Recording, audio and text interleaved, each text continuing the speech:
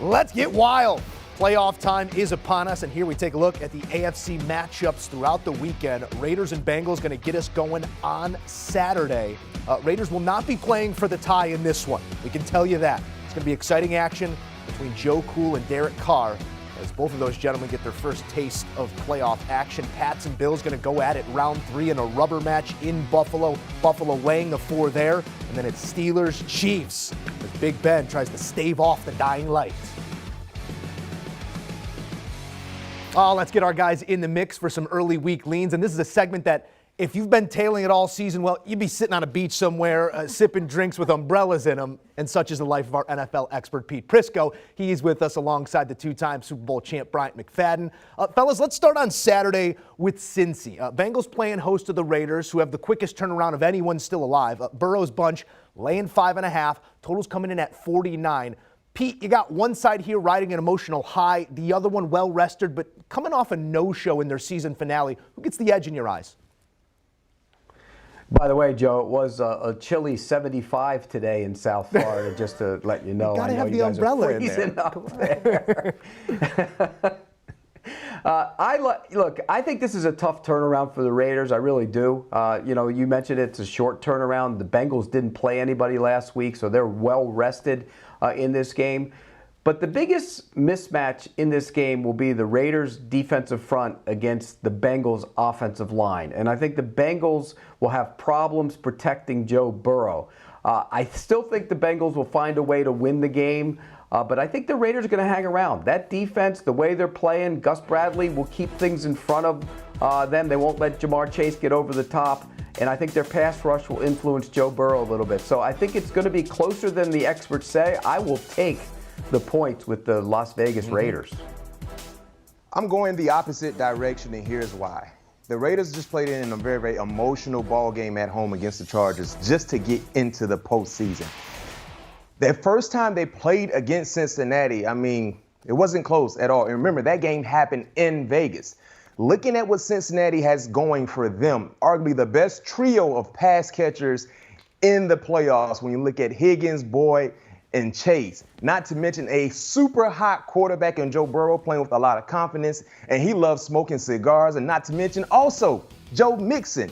This offense has been terrifying to opposing defenses. I think they start off fast. I think they ride the wave of the home crowd. Playing at home would be huge for them. I think they blow this game out of the waters easily for me. So I'm taking the 5.5, going towards the Raiders. I don't think the Raiders will cover. Give me Joe Cool Burrow and the Cincinnati Bengals. All right, well, let's cue up the third installment this season between the Bills and Patriots. This game on CBS at 8:15 p.m. As of right now, the weather forecast 21 degrees, cloudy, only 12-mile-per-hour wind, so much better there in Orchard Park. Both these teams rank top 5 in points and yards allowed per game, third down defense and takeaways this season. Buffalo, a 4-point home favorite. B-Mac, the visiting team won the regular season game. On paper, these teams look evenly matched, but who are you giving the edge this time? Well, when you look at the sides, I'm scared to go either direction. I think he can go either way, but the most comfortable line for me is the total and attacking the under, and here's why. Looking at the New England Patriots, the last 3 road games when they're playing against a team with a winning record, their offense has only averaged 18 points per ball games in those 3 games. Clearly, Mac Jones have had issues against quality, sound defensive play. Oh, by the way, they have that going there in Buffalo. I do believe Buffalo will be stout against the ground game. Remember the first time they played against each other in Buffalo in that windy affair, New England ran the football consistently against Buffalo. And then when you look at Josh Allen, he's been called Mr. Do-It-All, doing it all, throwing the football, running the football. But he's playing against a very, very talented defense that wants to get some get back. So I do believe points will come at a premium. Buffalo will score. They won't score a lot, but I can tell you this much. Mac Jones won't put up a lot of points either. So when you look at these two matchups, in Buffalo, the last 5 meetings in Buffalo, the under is 4-1 in the last 5 meetings between these two teams in Buffalo. They've been known to go under the betting total, and I'm going that direction in this ball game. Let's just hope the wind doesn't get above that 12 miles an hour. I hate wind. You can give me cold, you can give me snow, but wind ruins football games because you can't pass the football. If it's not that windy, the Bills will be able to pass the football. And can the Patriots throw the football? That's the big question. Home, 16 touchdown passes for Mac Jones. On the road, 6 touchdown passes, 6 picks. He's not the same player on the road. Didn't show up the last time because of the wind. It'll show up here. They will load up to stop the run. They will dare him to throw the football, and I don't think he'll be able to keep up. So I'm going to take the Buffalo Bills minus the points in this one. I think they handle him easily here. Just when you think you got Pete Prisco figured out, he can deal with the cold but not the wind. Yeah. Lives in South Florida where there's wind but no cold. I don't know. I know I like his NFL analysis, but when it comes to the weather, I might have to go a different direction. The Sunday night stage, guys, reserved for New Guard versus Old. Big Ben and the Steelers making their second trip of the season to Arrowhead to take on the Chiefs. B-Mac, scoreboard read 30-0 at one point in their Week 16 meeting, but you told us a story of a similar scenario in your career where your guys laid an egg in Indy and then got a second shot. I mean, 12.5 is a ton of points. How do you see Act 2 playing out? Yeah, my rookie year, Joe, we played Indy in the RCA Dome at that time, laid an egg, Monday Night Football. Coach Kyle, who was our head coach, of course, in 2005, told us we will be back in this same locker room in January. We heard him, we believed him, and guess what? We made it happen, got some get back. This is the same situation for the Pittsburgh Steelers. No one is expecting them to have a shot in this ball game based on how poorly they played the first meeting. So I think we will see a more competitive game plan, a team that will execute better than what they did the first outing. And because of that, I'm taking the total. Yes, I'm going under once again.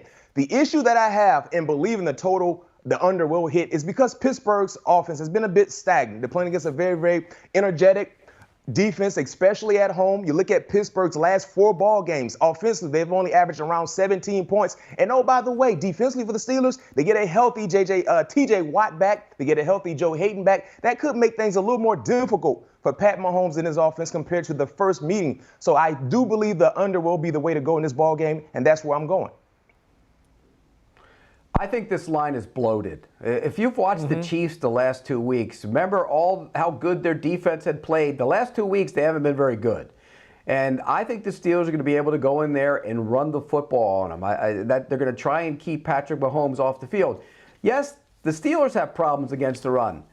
But do the Chiefs run the ball? And if they do run the ball, aren't you forcing them to play your game? So I think the Steelers hang around in this. I'm going to take the bloated spread. I'll take the Steelers plus the points. All right, let's take a look at those AFC plays from our experts, Pete and B-Mac, giving you a myriad of plays here, right? Raiders and Bengals, opposite sides of this one. B-Mac is laying that 5.5 while Pete is taking those points with the Raiders.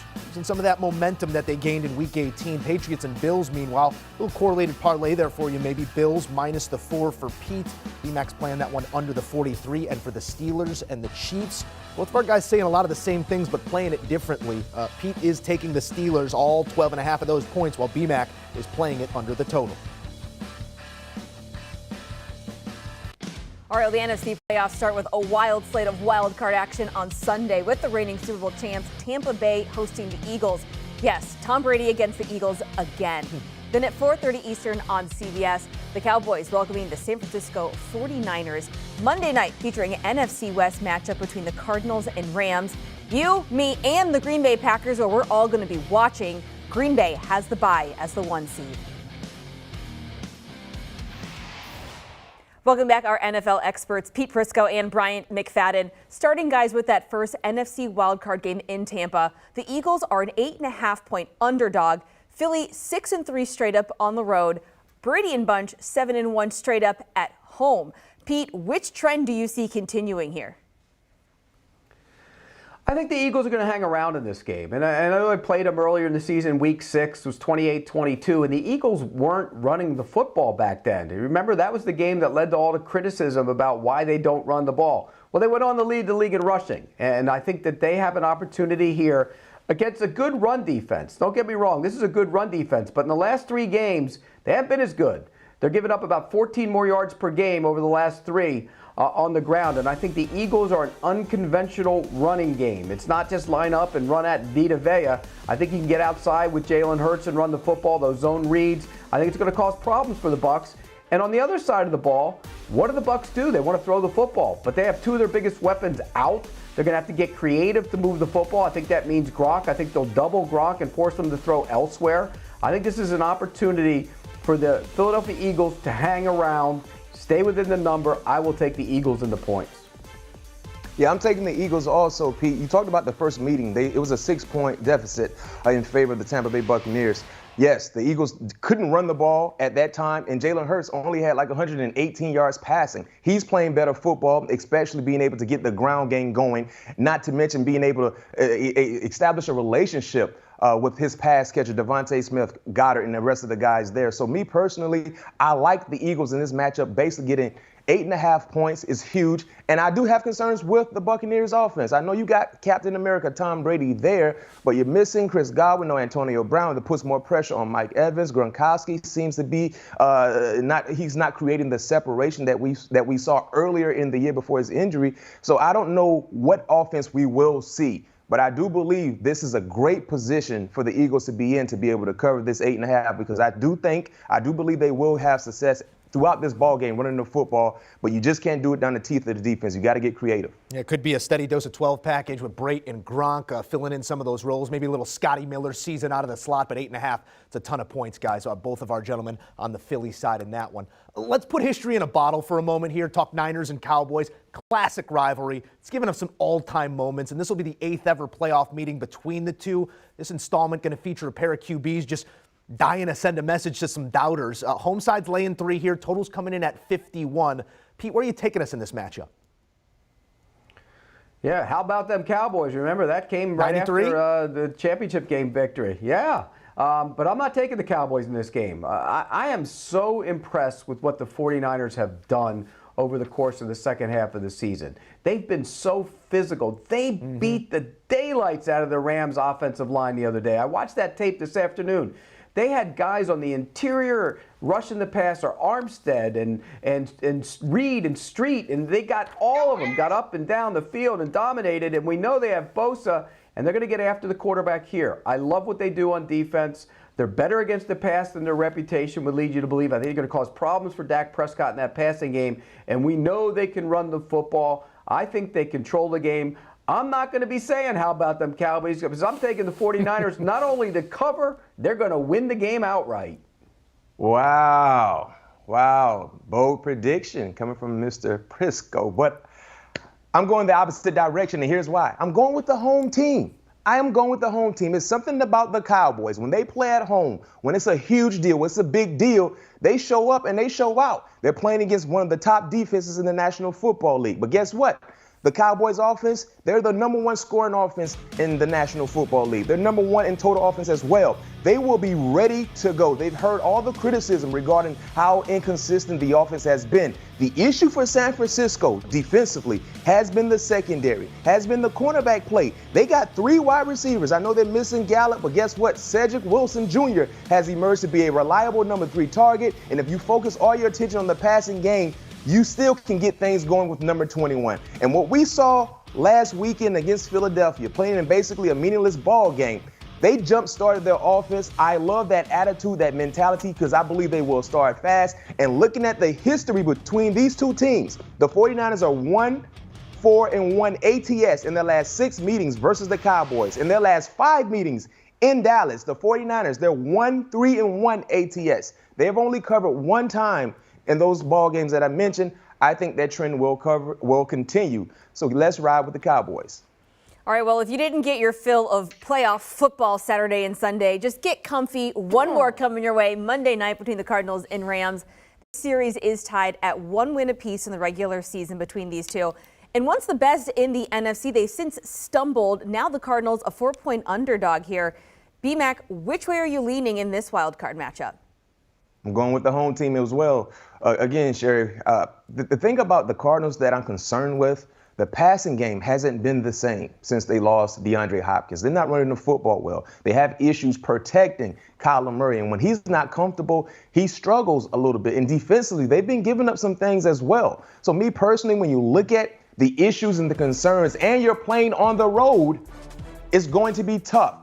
The Rams, yes, they have some concerns as well, but Matthew Stafford will deliver. That's why they brought him to LA for these type of ball games. They're home. They won the division basically by default, but they have an opportunity to right all their wrongs in this particular ball game. And get this, in the last 11 meetings between the Cardinals and the Rams, the favorite is 8-2-1 ATS in the last 11 meetings. Last time I checked, it's the Rams who's giving points. So that means they're the favorites. I'm riding with that trend.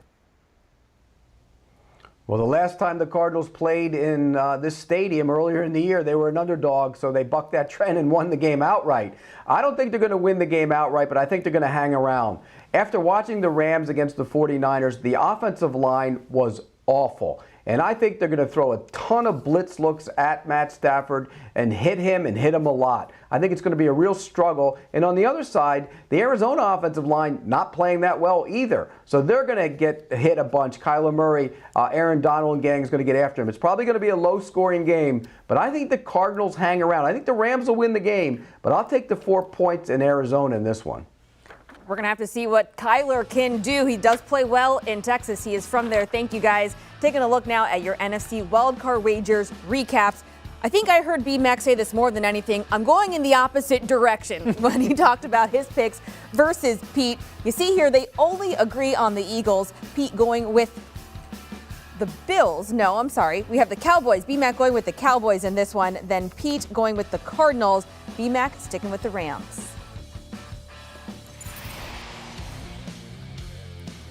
All right, guys, only drawback of it being playoff time is we only get 6 games, and I'm not sure that's enough for B-Mac to put together his famed parlay of the week. But, let's give it a go anyway, B-Mac. Stack a few of your favorites up. What do we got? You know what? Growing up, my favorite wrestling group was the Four Horsemen. I used to consider myself Ric Flair or either Lex Luger, depending on the day. I got a 4-piece for you guys with this parlay, a 14 parlay starting off with the Buffalo Bills, laying the 4 to the Patriots. Cincinnati laying the 5.5 to the Raiders. The under in the Steelers, Kansas City, the Steelers-Chiefs matchup. And then, of course, the Cowboys. I love the Cowboys laying 3 to the San Francisco 49ers. Look at the odds for this parlay, plus 1,200.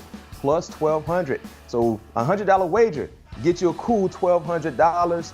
I think that's the direction I'm probably going to go, so I suggest you guys follow me.